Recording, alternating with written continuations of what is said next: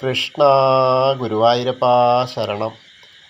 ഞാനിന്ന് നിങ്ങളുടെ അടുത്ത് പറയാൻ വന്നത് നമ്മൾ ഗുരുവായൂരമ്പലത്തിൽ മാത്രം ഒതുങ്ങി നിൽക്കാതെ ഗുരുവായൂരപ്പൻ്റെ തന്നെ അടുത്തൊക്കെ ക്ഷേത്രങ്ങളുണ്ട്, പ്രധാനപ്പെട്ട ക്ഷേത്രങ്ങൾ. അതിലൊന്നാണ് ഗുരുവായൂർ തന്നെയുള്ള പാർത്ഥസാരഥി ക്ഷേത്രം. ആ പാർത്ഥസാരഥി ക്ഷേത്രം എന്ന് പറഞ്ഞാൽ നമ്മൾ റെയിൽവേയിലൊക്കെ വരികയാണെങ്കിൽ, റെയിൽവേ സ്റ്റേഷനിലൂടെ വരികയാണെങ്കിൽ ഗുരുവായൂർ റെയിൽവേ സ്റ്റേഷനിൽ ഇറങ്ങിയ നടക്കാവുന്ന ദൂരം ഒരു 100 മീറ്റർ ഉള്ളൂ. അതല്ല, ഗുരുവായൂർ അമ്പലത്തിൽ നിന്നാണ് വരുന്നത് അങ്ങോട്ട് ചെല്ലുന്നതെങ്കിൽ ഏകദേശം വടക്ക് കിഴക്ക് മാറിയിട്ട് 1 കിലോമീറ്ററോളം ഉണ്ടാവുള്ളൂ.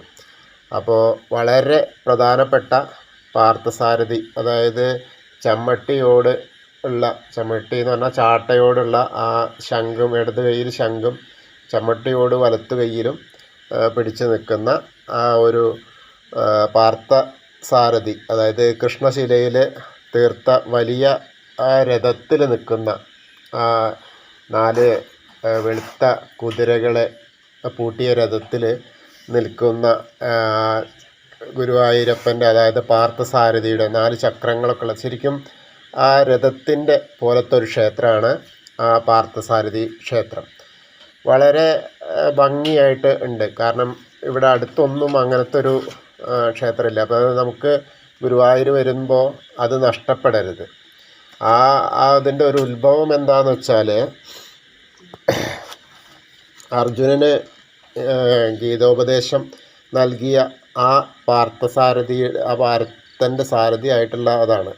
ശരിക്കും ഇത് കുന്തിദേവി പൂജിച്ചിരുന്ന പാർത്ഥസാരഥി വിഗ്രഹമാണെന്നാണ്. അത് നാരദ മഹർഷിയുടെ നിർദ്ദേശപ്രകാരം ഗംഗാനദിയുടെ അടുത്തുനിന്ന് എടുത്ത് കൊണ്ടുവന്ന് ആദി ശങ്കരാചാര്യരാണ് പ്രതിഷ്ഠിച്ചത് ഇവിടെ. അതാണ് ഐതിഹ്യം.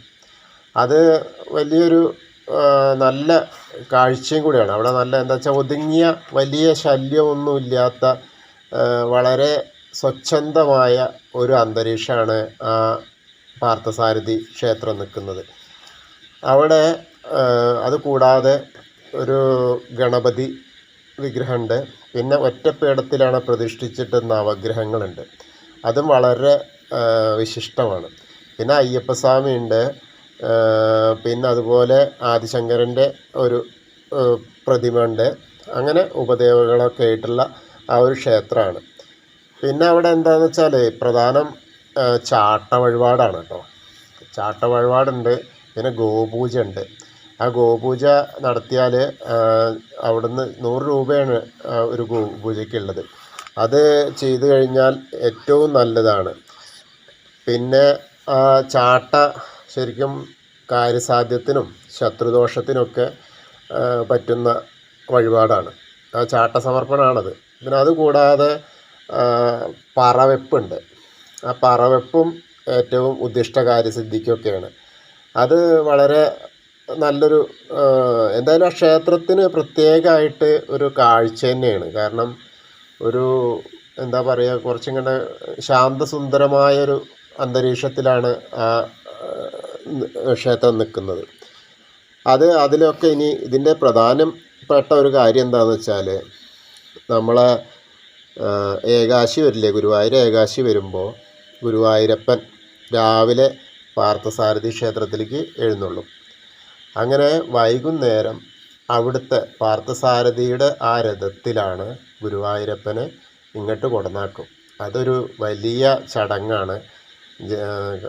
ധാരാളം ഭക്തജനങ്ങൾ അതിൽ പങ്കുകൊള്ളും. ഏകാശി നാളിലാകൊണ്ട് അതിനൊരു പ്രാധാന്യമുണ്ട്.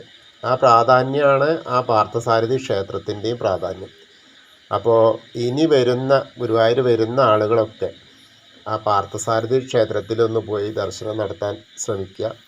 അവിടെ വ്യാഴാഴ്ച ദിവസങ്ങളിൽ അന്നദാനമുണ്ട്. അപ്പോൾ ആ അന്നദാനം കഴിക്കാം. അത് ഏറ്റവും നല്ലൊരു കാര്യമാണ്. രഥം എഴുന്നള്ളിപ്പുണ്ട്, രാവിലെ ദിവസമുണ്ട്. അപ്പോൾ അതൊന്ന് കാണുക.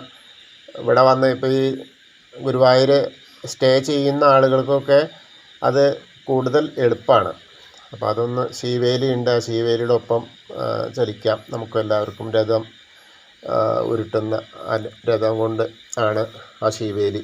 അതവിടെ തന്നെ അമ്പലത്തിൻ്റെ അവിടെ തന്നെ കാണാൻ കഴിയും. വളരെ വ്യത്യസ്തമായ ഒരു ശൈലിയിലാണ് ആ ക്ഷേത്രം അവിടെ നിലനിൽക്കുന്നത്. അപ്പോൾ എല്ലാവരും അവിടെ ഗുരുവായൂർ വരുന്ന ആളുകളൊക്കെ ആ പാർത്ഥസാരഥി ക്ഷേത്രത്തിൽ ഒന്ന് പോയിട്ട് ആ പാർത്ഥസാരഥീനെ ഒന്ന് പ്രദക്ഷിണം ചെയ്യുക, ഒന്ന് കാണുക, തൊഴുക.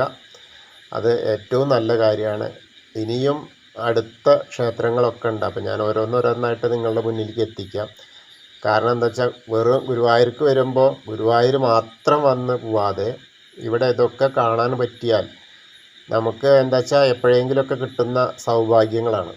അപ്പോൾ അത് വളരെ സന്തോഷകരമായിട്ട് എന്താ വെച്ചാൽ ഇത് അധികം ബുദ്ധിമുട്ടില്ലാത്തതാണ്. അതുകൊണ്ടാണ് ഒക്കെ ഈ 1 കിലോമീറ്ററിൻ്റെ ഉള്ളിലുള്ള ചുറ്റളവിലാണ് ക്ഷേത്രങ്ങൾ മുഴുവൻ. വളരെ പ്രധാനപ്പെട്ടതാണ് ഇനി.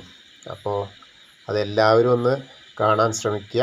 ആ ഗുരുവായൂരപ്പൻ്റെയും പാർത്ഥസാരഥിയുടെയും ഒക്കെ അനുഗ്രഹം നിങ്ങളിൽ എല്ലാവർക്കും ഉണ്ടാവട്ടെ. ഹരേ കൃഷ്ണ. ഇത് ഇഷ്ടമായിച്ചാൽ ഒന്ന് ഷെയർ ചെയ്യുക. പറ്റാവുന്നവർ സബ്സ്ക്രൈബ് ചെയ്യാത്ത ആളുകളൊക്കെ സബ്സ്ക്രൈബ് ചെയ്യുക, ലൈക്ക് ചെയ്യുക. കമൻറ്റുകൾ എന്തെങ്കിലുമൊക്കെ ഉണ്ടെങ്കിൽ അയച്ചോളൂ, ഞാൻ മറുപടി തരുന്നതായിരിക്കും. എല്ലാവർക്കും ഗുരുവായൂരപ്പൻ്റെയും പാർത്ഥസാരഥിയുടെയും അനുഗ്രഹം ഉണ്ടാവട്ടെ. യഥാ യഥാ ഹി ധർമ്മസ്യ ഗ്ലാനിർഭവതി ഭാരത അഭ്യുത്ഥാനം അധർമ്മസ്യ തദാത്മാനാം സ്യദാമ്യഹം പരിത്രാണായ സാധൂനാം വിനാശായ ച ദുഷ്കൃതാം ധർമ്മസംസ്ഥാപനാർത്ഥായ സംഭവാമി യുഗേ യുഗേ. എല്ലാ യുഗങ്ങളിലും ഞാൻ പുനർജനിക്കും എന്നാണ് പറഞ്ഞിട്ടുള്ളത്. എല്ലാവർക്കും ആ അനുഗ്രഹം ഉണ്ടാവട്ടെ. ഹരേ. അപ്പം എല്ലാവർക്കും ആ പാർത്ഥസാരഥിയുടെ അനുഗ്രഹം കിട്ടട്ടെ, ആ ഗുരുവായൂരപ്പൻ്റെ അനുഗ്രഹം ഉണ്ടാവട്ടെ. എല്ലാവരും സബ്സ്ക്രൈബ് ചെയ്യൂ കേട്ടോ.